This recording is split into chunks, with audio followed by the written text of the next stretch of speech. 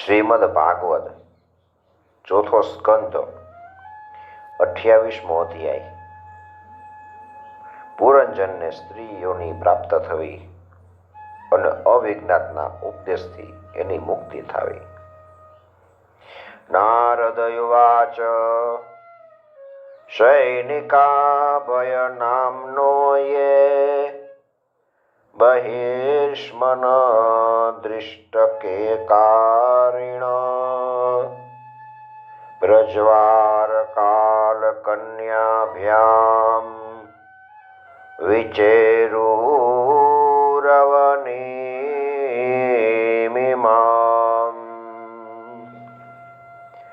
તો કદા તુરભસા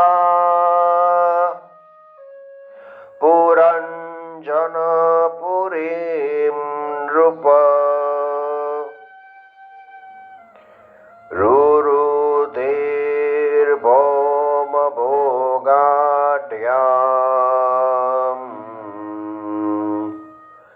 જરત્પન્નગપાલિતામ.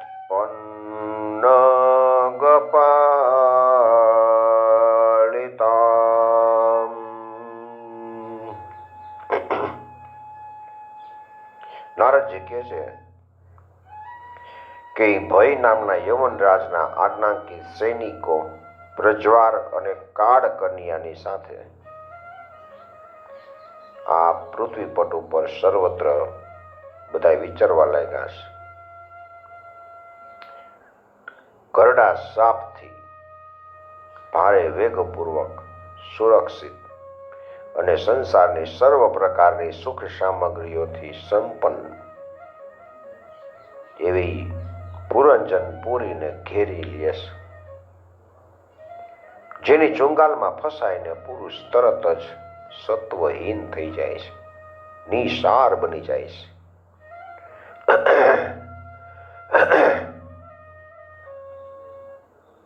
એ કાળ કન્યા પરાયણે એ પુરીની પ્રજાનો ભોગ કરવા લાગી. એ સમયે યવનો એટલે કે બધા રોગ, યવન છે બધા રોગ છે, એ પણ કાળ કન્યા એટલે વૃદ્ધાવસ્થા વડે ભોગવાઈ રહેલી એ પુરીની ચારે તરફ ભિન્ન ભિન્ન દરવાજામાં જઈને ઘૂસી ગયા અને એનો વિધ્વંસ કરવા લાગ્યા છે. આ રીતે પુરીને પીડિત કરવામાં એના સ્વામિત્વનું અભિમાન રાખનારા અને મમતાગ્રસ્ત બહુ કુટુંબી પ્રજા રાજા પુરંજનને પણ અનેક પ્રકારના કલેશ પરેશાન કરવા લાગ્યા છે. વૃદ્ધાવસ્થા આવે એટલે બધી બાજુથી દુઃખ શરૂ થાય. પુરંજનને વૃદ્ધાવસ્થા આવી, કાળ કન્યાનું આલિંગન થયું એટલે વૃદ્ધાવસ્થા. બધી સંપત્તિ નષ્ટ થવા લાગી.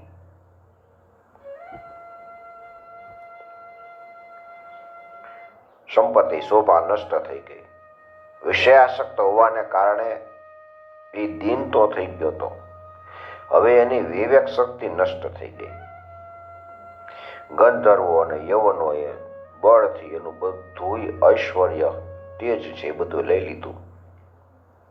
હવે આખું નગર છે નષ્ટ ભ્રષ્ટ થઈ ગયું. પુત્ર પૌત્ર નોકર ચાકર આત્મગણ એ બધા પ્રતિકૂળ થઈ ગયા, બધા અનાદર કરવા લાગ્યા છે. પત્ની પ્રેમ રહિત થઈ ગઈ અને પોતાના શરીરને કાળ કન્યાએ વશ કરી લીધું છે એવું એને જ્ઞાન થયું.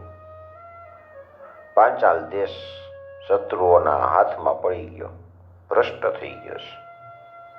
રાજા ખૂબ ચિંતામાં પડી ગયો. આ વિપત્તિમાંથી છુટકારો મેળવવાનો કાંઈક ઉપાય ગોતે છે પણ દેખાતો નથી. કાળ કન્યાએ એને સત્વહીન કરી નાખ્યા હતા. એ બધાય ભોગની લાલસાથી દીન થઈ ગયો હતો. ગઈઢા થાય ત્યારે પછી બધાય ભોગ એની ઈચ્છા કરો તો બહુ ખરાબ છે. દીન કહેવાય. પોતાની પરલૌકિક ગતિ અને બંધુજનોના સ્નેહથી વંચિત રહી ચિત્ત છે એ કેવળ પત્ની અને પુત્રોના પાલનમાં જ લાલન પાલનમાં રમવા માંડ રહેતું હતું. હવે શું થાય? પથારીમાં પડ્યા પછી આપણું ધ્યાન પત્ની અને પુત્રોમાં ત્યાં જ જાય છે. મારી પત્ની શું કરશે? મારા પુત્રો મારું ધન ભેગું કરેલું છે એ બધું વ્યવસ્થિત તો વાપરશે ને? પણ હવે તો ઉઠાતોય નથી. છતાંય પૂરીનો ત્યાગ કરવો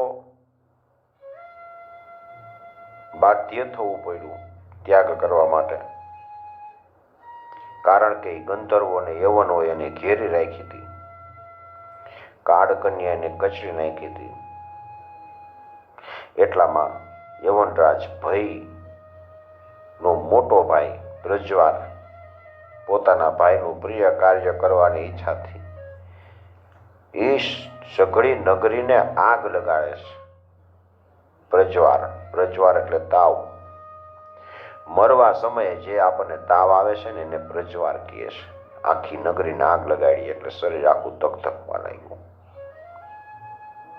જ્યારે એ નગરી બળવા લાગી ને ત્યારે એમાં નગરવાસીઓ, સેવક સમુદાય, સંતાનો, કુટુંબની, સ્વામીની સહિત કુટુંબ પ્રેમી પુરંજનને ભારે દુઃખ થયું.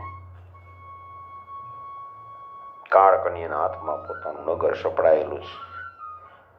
રક્ષણ કરનારા સર્પને પણ મોટી પીડા થઈ. કારણ કે એના નિવાસ સ્થાન ઉપર યવનોએ અધિકાર કરી લીધો હતો અને પ્રજ્વાર છે એના ઉપર આક્રમણ કરતો હતો. એટલે એ નગરનું રક્ષણ કરવામાં જ્યારે સર્વથા સર્પ અસમર્થ થઈ ગયો ત્યારે જેમ બળતા વૃક્ષની બખોલમાં રહેનારો સાપ છે એમાંથી નીકળી જાય એવી રીતે મહા કષ્ટથી કામતા સર્પે ભાગી જવું ઈચ્છું કે અહીંથી ભાગી જાઓ. અંગ પ્રત્યંગ ઢીલા પડી ગયા હતા અને ગંધર્વોએ એની બધી શક્તિને નષ્ટ કરી નાખી હતી. એટલે જ્યારે યવન શત્રુઓએ એને જતો જોયો એટલે અટકાવી દીધો અને દુઃખી થઈને રોવા લાગ્યો છે. ગૃહસ્થીમાં આસક્ત પુરંજન શરીર, ઘર વગેરેમાં હું મારાપણું એવો ભાવ રાખીને અત્યંત બુદ્ધિહીન થઈ ગયો હતો. પત્નીના પ્રેમમાં ફસાઈને ઘણોય દીન થઈ ગયો. હવે જ્યારે એનાથી વિખૂટા પડવાનો સમય આવ્યો ત્યારે એ પોતાની પત્ની, પુત્રો, પૌત્રો, પુત્રવધુ, જમાઈ, નોકર, ચાકર, ઘર, ખજાનો એ બધા પદાર્થમાં એની મમતા હજી બાકી હતી. એમનો ભોગ તો ક્યારનો છૂટી ગયો હતો. એ બધાને માટે આ પ્રમાણે ચિંતા કરવા લાગ્યો છે. અરે રે, મારી પત્ની તો ઘણી ઘર ગૃહસ્થ વાળી છે, સારી છે, અને હું પરલોકમાં વયો જઈશ તો એ અસહાય થઈ જશે. પોતાનું જીવન કેવી રીતે ગુજારશે? અને એને આ બાળ બચ્ચાની ચિંતા ખાઈ જશે. એ મારા ભોજન કર્યા વિના ભોજન નહોતી કરતી, મારા સ્નાન કર્યા વિના સ્નાન નહોતી કરતી. હંમેશા મારી સેવામાં રહેતી હતી. ક્યારેક હું રિસાઈ જતો તો ઘણી ભયભીત થઈ જતી. હું ધમકાવતો તો એ ડરની માયલી ચૂપ રહી જતી હતી. મારાથી કોઈ ભૂલ થઈ જતી તો મને સચેત કરતી. એનો મારામાં આટલો બધો સ્નેહ છે. હું કોક વાર પરદેશ જાતો તો વિરહ વ્યથાથી ખુશ થઈ જતી. કેટલી વિરહ કરતી. આમ તો એ વીર માતા છે, પણ મારા ગયા પછી ગૃહસ્થીનો વ્યવહાર કેવી રીતે ચલાવી શકશે? અને મારા ગયા પછી એકમાત્ર મારે સહારે જ રહેનારા આ પુત્રો પુત્રીઓ એ બધાએ પોતાનું જીવન કેવી રીતે ધારણ કરશે? સમુદ્રની વચમાં નાવ તૂટી જશે તો વ્યાકુળ થયેલા મુસાફરો જેમ વલખા મારે એમ બધાએ વલખા મારવા લાગશે. જોકે જ્ઞાન દ્રષ્ટિએ રાજા પુરંજનને તો કઈ શોક કરવાનું જ નહોતું, ઉચિત નહોતું, પણ અજ્ઞાનને લીધે આવી રીતે એની દીન બુદ્ધિ પોતાના પુત્રો પત્ની એના માટે શોક વિવળ બની ગઈ. અજ્ઞાનને લીધે આપણને એમ થાય છે. અને ત્યાં એ જ સમયે એને પકડવા માટે અહીંયા ભય નામનો યવનરાજ આવી પહોંચ્યો. યવનો એને પશુની જેમ બાંધી અને પોતાના સ્થાન પર લઈ જવા માટે ચાલી નીકળ્યા છે. એના અનુચરો અત્યંત આતુર અને શોકાતુલ બનીને એની સાથે લઈ ગયા. યવનો વડે રોકી રાખવામાં આવેલો સર્પ પણ એ નગરી છોડીને બધાની હારે ચાલી નીકળ્યો. જતા જતા આખું નગર છિન્ન ભિન્ન થઈ ગયું અને પોતાની પ્રકૃતિમાં લીન થઈ ગયું. આવી રીતે યવનરાજ વડે બળપૂર્વક એને ખેંચીને લઈ જાય છે. રાજા પુરંજનને અજ્ઞાનને લીધે પોતાના હિતેશી જૂના મિત્ર, એનો જૂનો મિત્ર છે, હિતેશી છે, એનું ધ્યાન રાખે છે, એને યાદ ન કર્યો. અને મરતી વખતે ભગવાનને યાદ નથી કરતા. ભગવાન આપણું કેટલું ધ્યાન રાખ્યું છે. ભગવાન એમ કે હું તારા માટે આટલું બધું ધ્યાન રાખું, તું જન્મ લે ત્યારે તરત તારા માટે માતાના સ્તનમાં દૂધની વ્યવસ્થા કરી દઉં છું. પછી તું જમવા યોગ્ય થા ત્યારે તારા માટે હું અન્ન બનાવી દઉં છું. તું ખાઈ લે પછી હું એને પચાવું છું, લોહી બનાવું છું. તું મને કાંઈ કોઈ દિવસ યાદ નથી કરતો. તને મેં તડકો આપ્યો, પ્રકાશ આપ્યો, પાણી આપ્યું, હવા આપી, તે મારા માટે શું કર્યું? અને મરતા સમયે આપણે ભગવાનને યાદ નથી કરતા. પુરંજને પોતાના જૂના મિત્ર અવિજ્ઞાતને યાદ ન કર્યો. એ નિર્દય રાજાએ યજ્ઞ પશુઓનો બલિ આપ્યો હતો અને તેઓ એણે આપેલી પીડાને યાદ કરીને ક્રોધપૂર્વક જે બલિઓ હતા બધા નિર્દોષ પશુઓ એ આકાશમાં રાહ જોઈને બેઠા હતા, એ બધા ક્રોધથી કુહાડાથી એને કાપવા લાગ્યા છે. વર્ષો સુધી વિવેકહીન અવસ્થામાં અંધકારમાં પડેલો નિરંતર કષ્ટ ભોગવતો સ્ત્રીની આસક્તિને લીધે એની આ દુર્ગતિ થઈ ગઈ. જો સ્ત્રીમાં આસક્તિ રાખો તો કેટલી દુર્ગતિ થાય. અંતકાળમાં પણ પુરંજનને એનું જ ચિંતન થતું હતું. એટલે એ નૃપ શ્રેષ્ઠ રાજા બીજા જન્મમાં વિદર્ભ પુત્રી વિદર્ભ રાજને ત્યાં એને સુંદર પુત્રી બનીને જન્મ લીધો.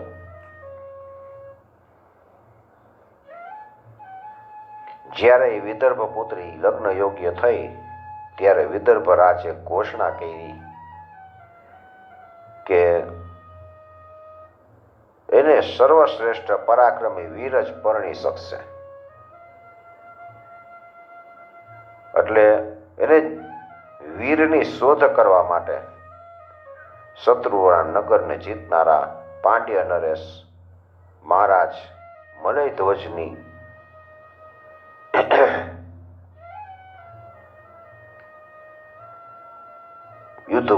મલયધ્વજે યુદ્ધભૂમિમાં સમસ્ત રાજાઓને જીતીને એની સાથે લગ્ન કર્યા. મલય ધ્વજે એક શ્યામલોચના પુત્રી અને 7 પુત્રો ઉત્પન્ન કર્યા. આ બધાય આગળ જતા દ્રવિડ દેશના 7 રાજા થયા. એની બધી વાત બતાવીશ. પછી મલય ધ્વજ પુત્રો વચ્ચે પૃથ્વીની વહેંચણી કરી ભગવાનની આરાધના કરવા માટે મલય પર્વત ઉપર ચાલ્યા ગયા અને ચંદ્રિકા ચંદ્રદેવનું અનુસરણ કરે છે એવી રીતે મતલોચના વૈદર્ભીએ પોતાના ઘર પુત્રો સમસ્ત ભોગો તિલાંજલિ આપી એ પાંડ્ય નરેશનું અનુગમન કરે છે. પેલી પત્ની બની હતી ને સ્ત્રી, ઈ ખૂબ જ તપ કર્યું છે. પોતાના અંતઃકરણને નિર્મળ કરતા કરતા કંદમૂળ ફળ પાન હવા ખાઈને છેલ્લે તપશ્ચર્યા કરી છે. ભૂખ તરસને જીતી લીધા. તમામ દ્વંદ્વો ઉપર વિજય મેળવો. વાસનાને નિર્મૂળ કરી. યમ નિયમ ઇન્દ્રિય પ્રાણ મનને વશ કરી અને આત્મા બ્રહ્મ ભાવના કરવા લાગ્યા છે.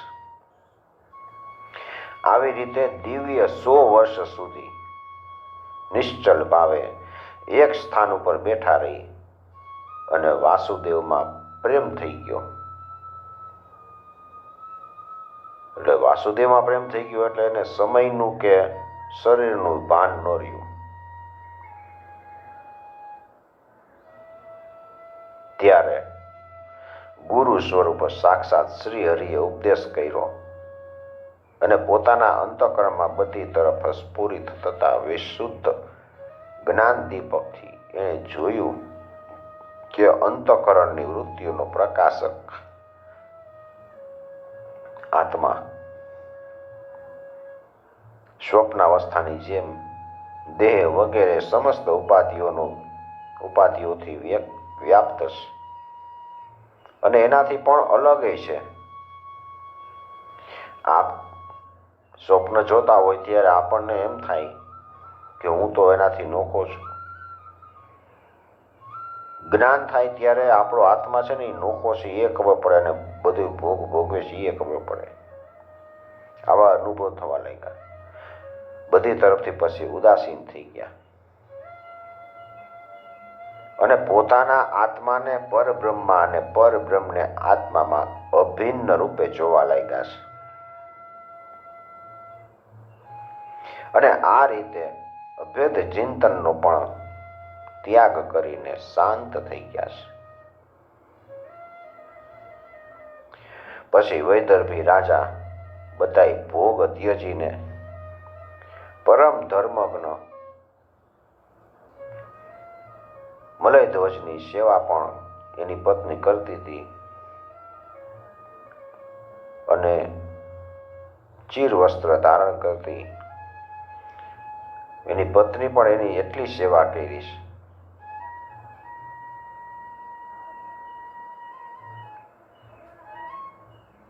એકવાર એના પતિનું મૃત્યુ થયું ત્યારે એની પત્નીએ જોયું. પતિની સેવા કરતી હતી, ચરણ સેવા કરતી વખતે એના પતિના ચરણોમાં ઉષ્મા જણાણી નહીં, પગ જરાય ગરમ નથી. ત્યારે એને ખબર પડી કે એ ટોળામાંથી વિકુટી પડી ગઈ છે. ટોળામાંથી જેમ હરણી વિકુટી પડે અને અત્યંત વ્યાકુળ થાય એવી રીતે પોતે વ્યાકુળ થઈ ગઈ. એકાએક વેરાન વનની અંદર પોતે એકલી દીન દશામાં જોઈ અને શોકાતુર થઈ ગઈ.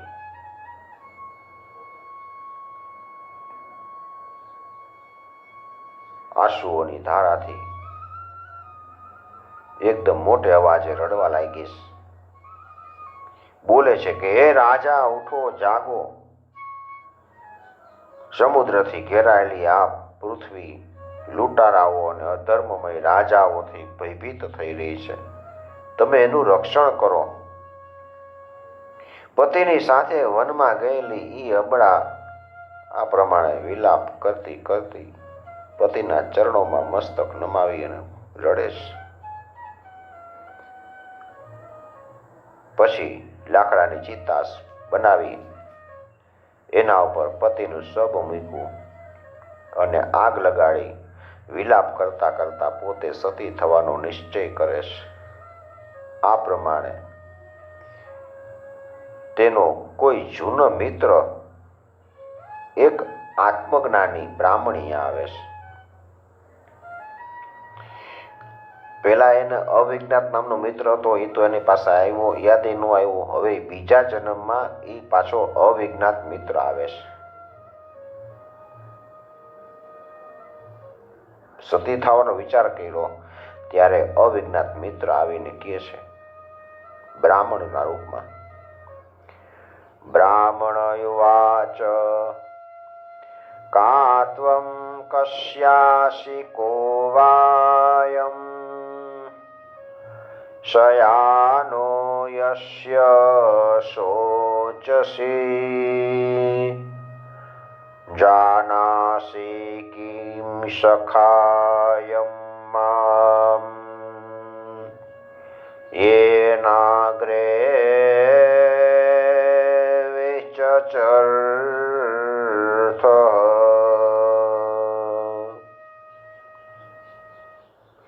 અપિ સ્મરસि ચાત્માનં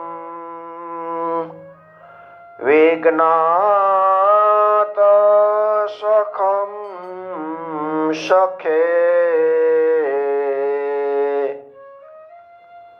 હિત્વા માં પદમન્વિચ્છન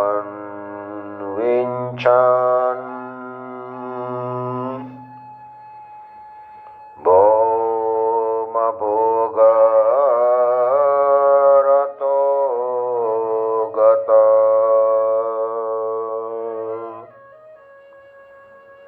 હંસાવહં ચ ત્વં ચાર્ય સખાયો માનસાયનો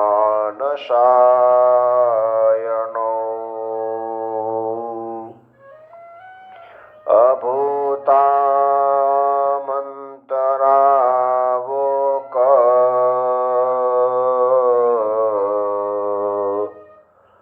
સહસ્ત્ર પરિવત્સરા.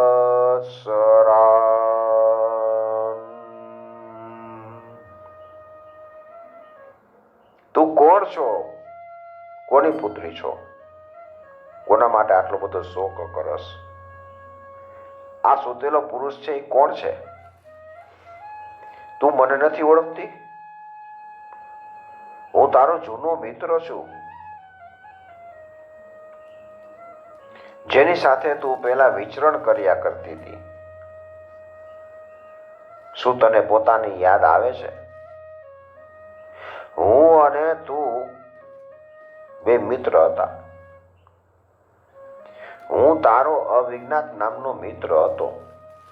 તું પૃથ્વીનો ભોગ ભોગવવા માટે, નિવાસ સ્થાનને શોધ કરવા માટે નીકળી અને મને છોડીને ચાલી નીકળી હતી. પૂર્વકાળમાં તું ને હું એકબીજાના મિત્રો અને માનસ નિવાસી હંસ હતા. આપણે બે પેલા હંસ હતા. હજારો વર્ષ સુધી કોઈ નિવાસ સ્થાન ઉપર, નિવાસ સ્થાનની વગર જ આપણે રહ્યા કરતા હતા. તને વિષય ભોગની ઈચ્છા થઈ અને મને છોડીને તું આ પૃથ્વી ઉપર ચાલ્યો આવ્યો. અહીં ઘૂમતા ઘૂમતા એક સ્ત્રીએ રચેલું સ્થાન જોયું.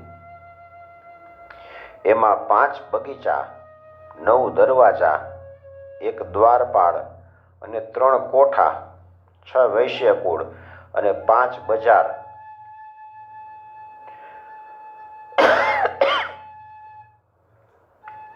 એનાથી બનેલું 5 ઉપાદાન કારણોથી બનેલું નગર અને એની સ્વામીની એક સ્ત્રી હતી. ઇન્દ્રિયોના 5 વિષયો એના બગીચા અને 9 ઇન્દ્રિય છિદ્ર દરવાજા હતા. એ જળ, તેજ, અન્ન 3 કોઠાઓ હતા. મન અને 5 જ્ઞાનેન્દ્રિય એમ 6 વૈશ્ય કુળ હતા. ક્રિયાશક્તિ રૂપ કર્મેન્દ્રિય છે એ 5 બજાર હતા. 5 ભૂત હતા, તેના ક્યારેય ક્ષીણ ન થતા ઉપાદાન કારણ અને બુદ્ધિશક્તિ એની સ્વામીની હતી. એ નગર એવું હતું કે જેમાં પ્રવેશ કરવાથી પુરુષ છે એ શૂન્ય થઈ જાય, પુરુષનું જ્ઞાન છે એ શૂન્ય જ્ઞાન થઈ જાય. નગરમાં આપણે ગરી ગયા અને પોતાના સ્વરૂપને ભૂલી જાય છે. પુરુષ એટલે આપણો આત્મા, આત્મા છે એ જ્ઞાન શૂન્ય થઈ જાય. બસ એને નગર જ સારું લાગે કે ભાઈ પોતાના સ્વરૂપને ભૂલી જાય છે. અને ઈ સ્વામિનીના ફંદામાં ફસાઈ જાય છે. એની સાથે વિહાર કરતા કરતા તું તારા સ્વરૂપને પણ ભૂલી ગયો અને એના સંગથી જ તારી આ દુર્દશા થઈ ગઈ છે. તું નથી વિદર્ભ રાજની પુત્રી કે નથી તો આ મલય ધ્વજ તારો પતિ, અને જેણે તને 9 દરવાજાવાળા નગરમાં બંધ કર્યો તો ઈ પુરંજનીનો પતિ નથી. તું પહેલાના જન્મમાં પોતાને પુરુષ સમજતો હતો અને હવે સતી સ્ત્રી થયેલો માણસ. એ બધી મારી ફેલાવેલી માયા છે. ભગવાન એમ કહે છે, અવિજ્ઞાત મિત્રો, આપણો બધાનો મિત્ર છે પરમાત્મા. આ બધી મારી માયા છે. વાસ્તવમાં તું નથી પુરુષ કે નથી સ્ત્રી. આપણે બે રાજહંસ છીએ. આપણું ખરેખરું સ્વરૂપ છે એનો તો અનુભવ કર. હું ઈશ્વર છું અને તું જીવ છે, ઈ જ જીવ છે. તું મારાથી ભિન્ન નથી. અહમ ભવાન ચાન્યસ્ત્વમ ત્વમેવાહમ વિચક્ષ્વભો નનો પશ્યન્તિ કવય છિદ્રમ જાતુ મનાગપી. તું વિચારપૂર્વક જો કે હું પણ ઈ જ છું અને તું જે છે એ બે એક જ છે. જ્ઞાની મનુષ્ય આપણા બેમાં ક્યારેય જરાય જેટલો ફરક જોતા નથી. ભગવાનના આપણે બે નોખા છીએ જ નહીં. આત્મા સો પરમાત્મા. જેમ એક મનુષ્ય પોતાના શરીરથી અને પોતાના શરીરની છાયાને દર્પણમાં કાંઈ જુએ, અરીસામાં જુએ અને કોઈ વ્યક્તિની આંખમાં ભિન્ન ભિન્ન રૂપે જુએ, એવી જ રીતે આત્મા છે વિદ્યા અને અવિદ્યાના ઉપાધિના ભેદને કારણે પોતાને ઈશ્વર અને જીવના રૂપમાં બે રીતે નોખો નોખો જુએ છે. આ પ્રમાણે ઈશ્વરે હંસે એને સાવધાન કર્યો. ત્યારે એ માન સરોવરનો હંસ જીવ છે એવડો એટલે પુરંજની બીજા જન્મમાં સ્ત્રી થઈ, એ પોતાના સ્વરૂપમાં સ્થિત થઈ ગયો. એને પોતાના મિત્રના વિયોગને લીધે જે બધું ભૂલાઈ ગયું હતું એ બધું આત્મજ્ઞાન એને પાછું થઈ ગયું.